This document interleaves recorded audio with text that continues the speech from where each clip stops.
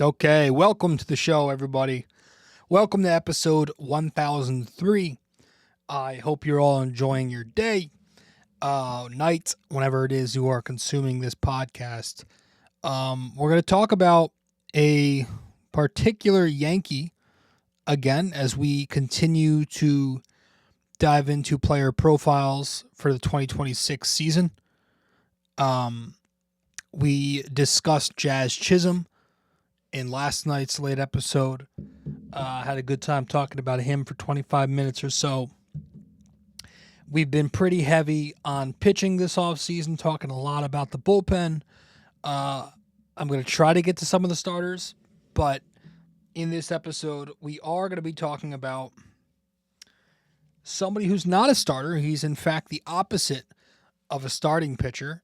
And, the Yankees have been in need of a closer for far too long now. Or I should say they had been in need of one. It had been quite the rotation of randoms since Mariano left. They've had their ups and downs. From Soriano to Chapman even had his ups and downs. We know that. But more recently, they go out and they grab Clay Holmes, who was very good in the second half of 2021 for them. And he was solid throughout his time here. But he did progressively get worse and worse. The ERAs started to rise each year. The whips started to rise each year. He had some tough second halves where he just fell off a cliff. So you get rid of him. It became a headache. And you go out and you trade, nothing. You trade Nestor Cortez and Caleb Durbin and whoever the hell else was in there for Devin Williams last offseason, who was supposed to be at the time the best closer in baseball or one of the two best closers in baseball.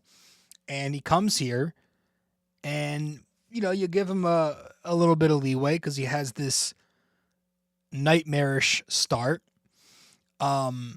And he had a better second half, a better finish, but he just never fully found his consistency, never felt comfortable out there, and let's be honest, didn't ever seem to like being a Yankee. So you move off him or you just let him walk. But before you did that, you kind of made a precursor move, as his replacement, and you trade for a legitimate household name, but one who seems to be the opposite of what Williams was. And this guy is the definition of consistency and steadiness, and he is for sure, as questionable as the middle of the bullpen is, he's going to lock down the back of that bullpen. And that's David Bednar. One of the few guys in this bullpen with a proven track record, right? A lot of these guys, you're just banking on stuff. You're banking on upside. David Bednar, talking about a two-time All-Star, one-time saves leader, guy with a career .315 ERA. 4 of his last 5 seasons, he's had an ERA in the 2s. His only hiccup, obviously, being 2024.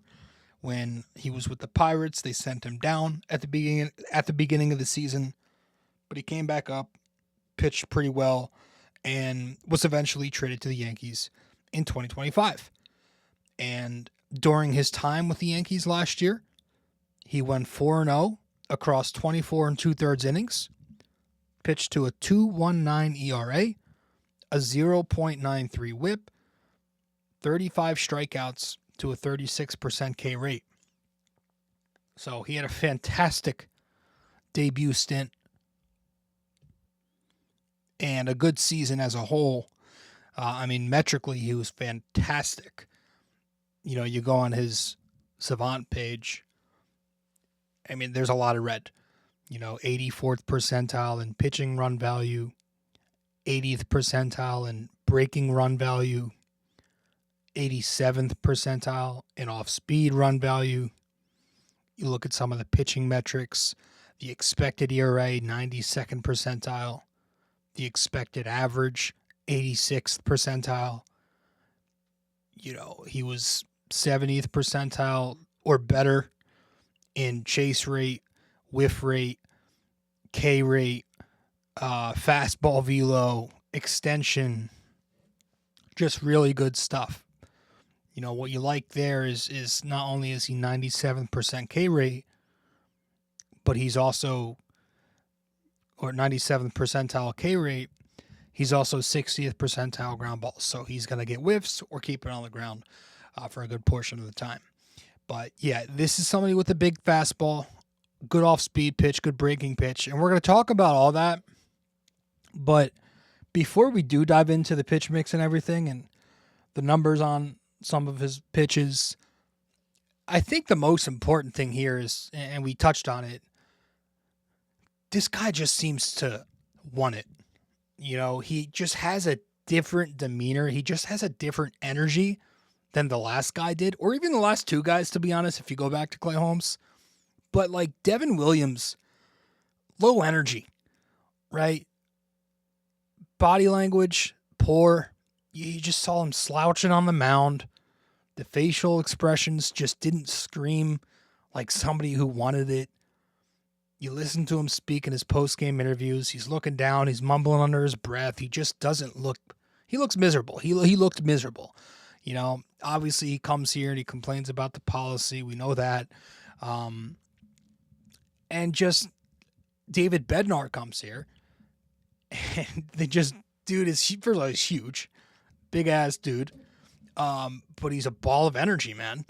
He is somebody who actually seems to be embracing the role, and he wants it, and he doesn't seem like he's not going to fit in the Bronx. I know he's a country kid, pitched in a smaller market, but from everything that we saw last year, I have no concerns that the closer role is going to be too big for him in New York, like a lot of people did with Devin Williams and Clay Holmes. He's not Clay. He's not Dev. He's David Bednar, man. And this guy, he's got it. He's got the it factor people talk about. And I'm excited to talk about him. And that's what we're going to do for the next few minutes here. We're going to dive into some of his pitches and all that. Stay with us. We'll do that in just a sec. Quick break here, guys. Stay connected with BD4 on social media. Follow us on Instagram and X at BD4Pod, and find us on Facebook by searching BD4. Don't miss out. Join the conversation. Okay, welcome back to the show. Episode 1003 of the podcast. Thanks for tuning in to BD4.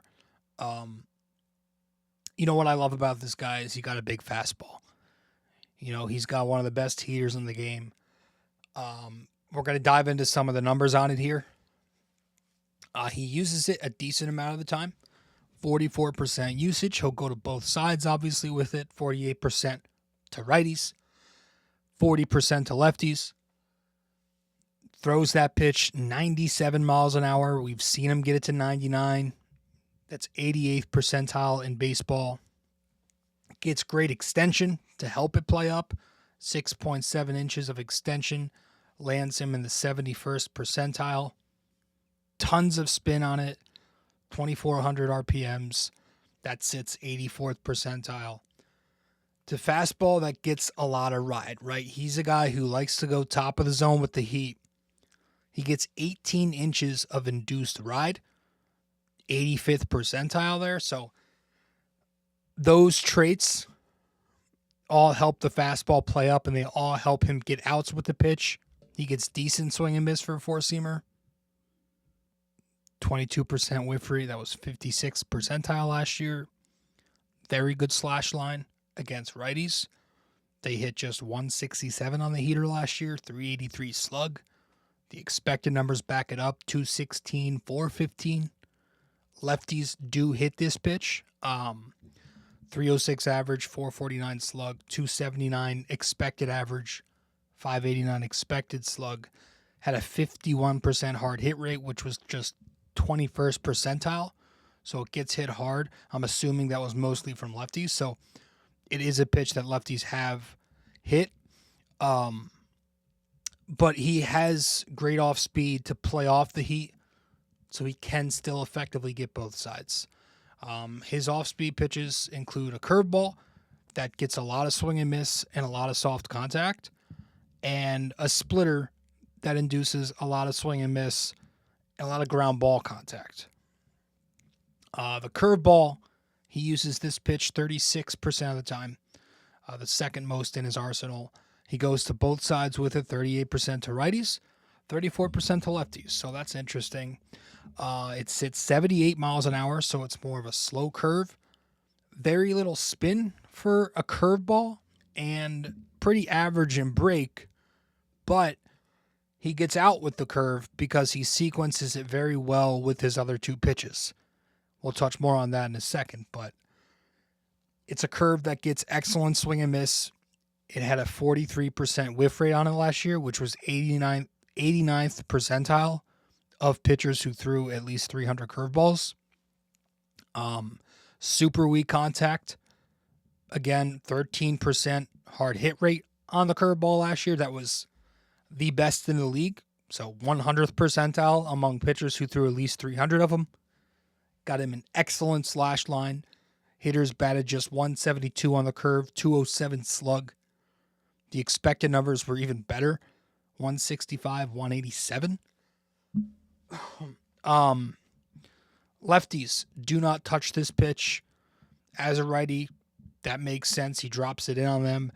Lefties last year were 1 for 22 on the curveball with all singles. So that's the pitch that he loves going to against lefties. The splitter. Split's a good pitch, 20% in usage. He favors lefties as expected, 36% of the time to left. Will go to righties occasionally, 13%. But it's more of a hard splitter. It sits 92 miles an hour. That's 93rd percentile. It's a high spin splitter. So it's like the opposite of a Fernando Cruz type splitter, where it's hard and it spins a lot.